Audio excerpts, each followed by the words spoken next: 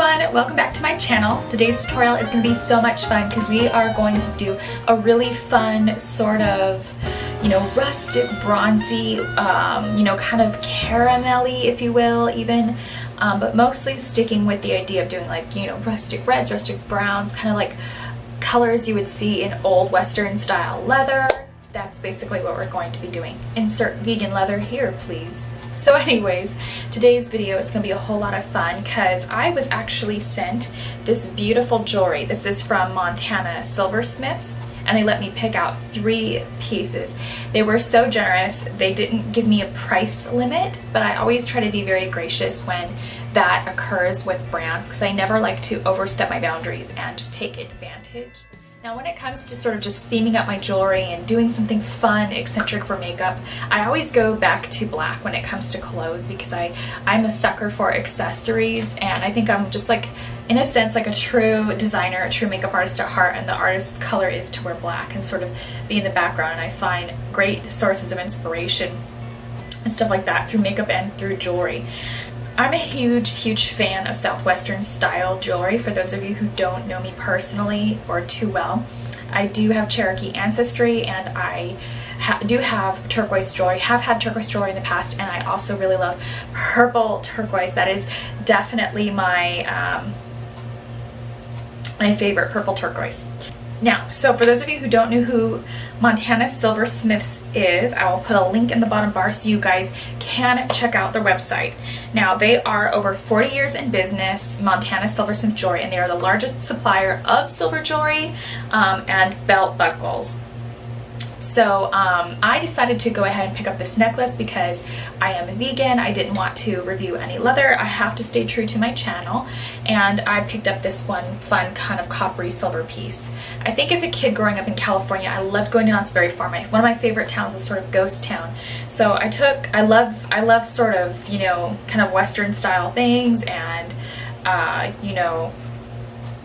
things of that nature. So I've always been kind of inspired by fun silver pieces. I love pieces that have like a hippie sense and indigenous sort of inspiration behind them. Hence why I picked this necklace, this turquoise ring of beauty, and this beautiful kind of copper buckle bracelet, because it's so hard to find, good Southwestern style jewelry that is hypoallergenic in a sense. So all of these pieces are leather free, but if you are a vegan and you're interested in getting you a Southwestern style buckle, or you're a man watching my channel and you don't want to wear jewelry like this necessarily, sometimes I think it's really nice to have some Southwest style pieces because they can be kind of androgynous in a sense. And then with a belt buckle, of course, you can always just buy the buckle and put that on your own favorite belt. So this necklace that I decided to grab is awesome. I'm going to put the actual piece name in the bottom bar, and then of course a direct link to this exact necklace because it is my favorite piece. I love the design on that. And this necklace retails for $83. It is a hunk of beautiful aqua all around the neck. Reminds me almost of Pocahontas, which I love. I love that.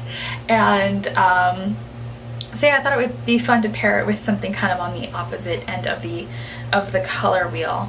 So just a little bit of the silver story. I'm not going to memorize the silver story because then it's still going to be somewhat verbatim. So the Montana Silversmiths have created Western buckles and jewelry of exquisite designs and quality for over 40 years. They're located in Columbus, Montana, and nestled in the banks of the Yellowstone River. The designers live in the heart of Montana's Big Sky Country, where the silhouette of a horse and the rugged peaks of the Beartooth Mountains are always in sight. In Big Sky Country, it's easy to capture the spirit and the drama of the Old West and engrave it in silver. Lovely. I love hearing that because they're getting direct inspiration.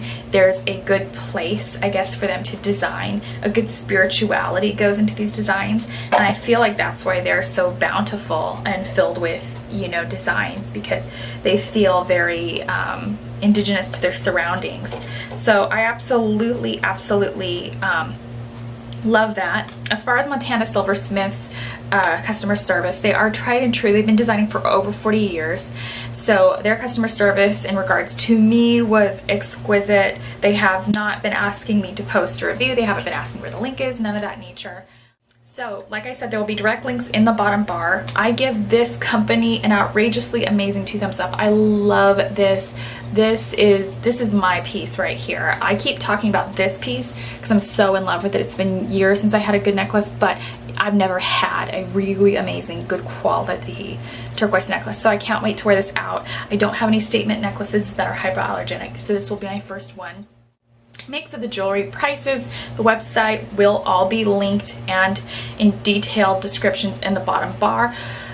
Before you see the descriptions of my tutorial look, since that is kind of why we're here.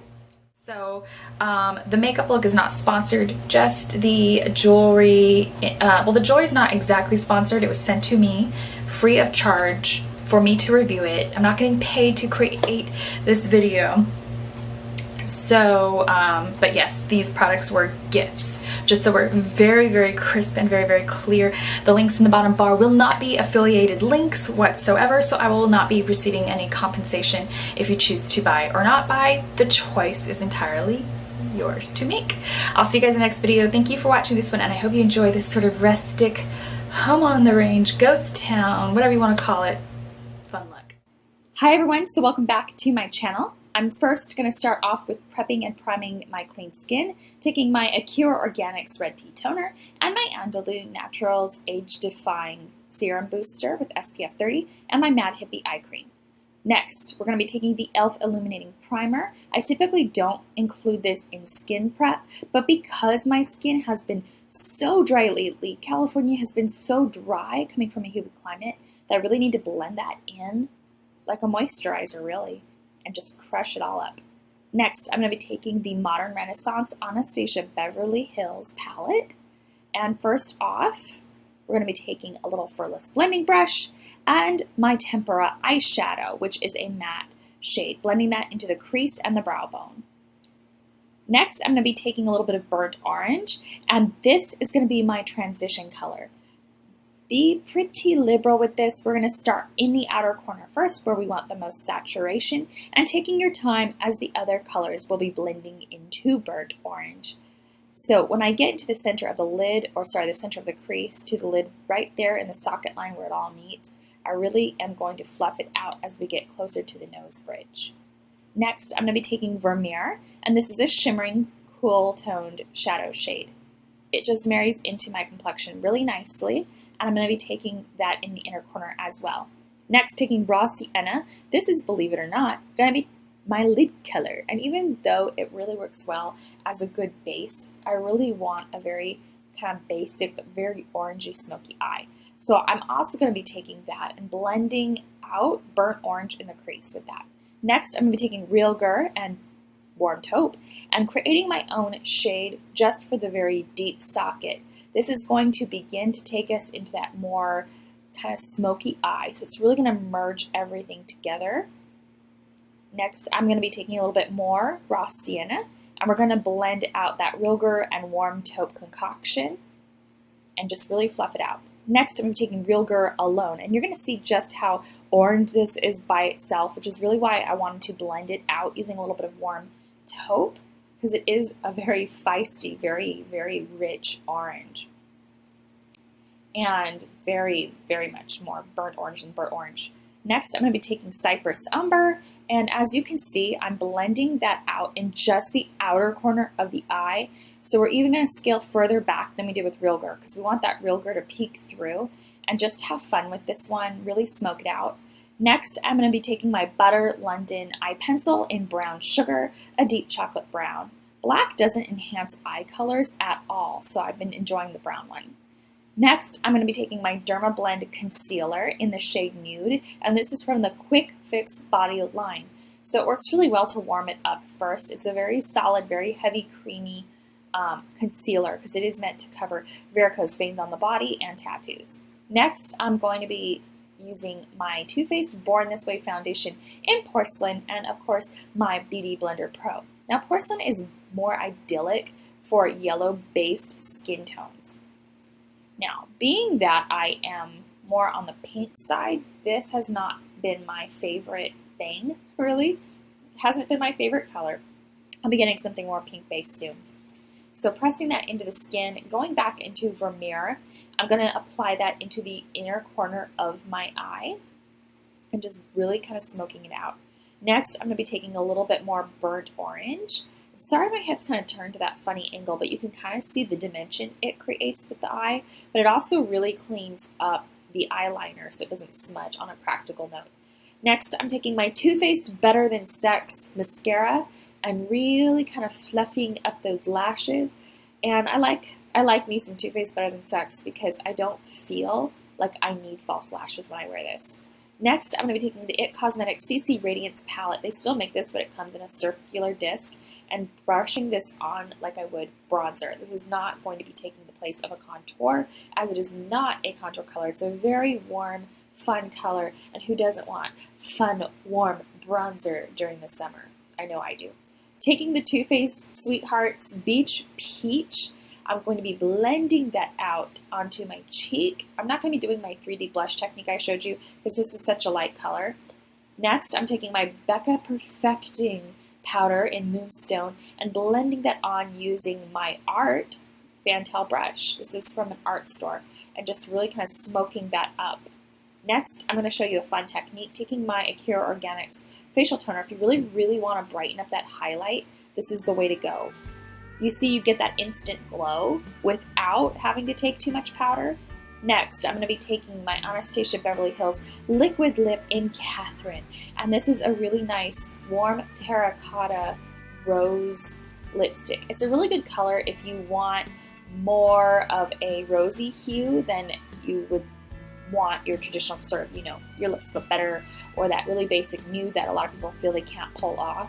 This is a little bit more richer, a little bit more radiant, and if you're wearing next to no other makeup, this is the sweatpants of lipstick girl. So we're just going to go ahead and blend that out. I also have a very pointy Cupid's bow, and I gotta go ahead and go and define that. And you do not need a lip liner when you're working with liquid lipsticks. You just need precise application and a little bit of a perfectionist's flair, time, and energy, really. Now I'm cleaning up the outer corners of it so it's nice and crisp and clean with concealer. And we're going to put on that jewelry. We're going to put on all that beautiful jewelry. Here's the cuff bracelet, nice and up closed. The ring. Ooh, I love the ring. I love the ring. I love big rings, though. Next, I'm going to be taking the necklace, and it looks like Pocahontas' necklace, which is why I love it. So don't make fun of me. I wanted it to look like Pocahontas' necklace. Okay, go ahead and make fun of me.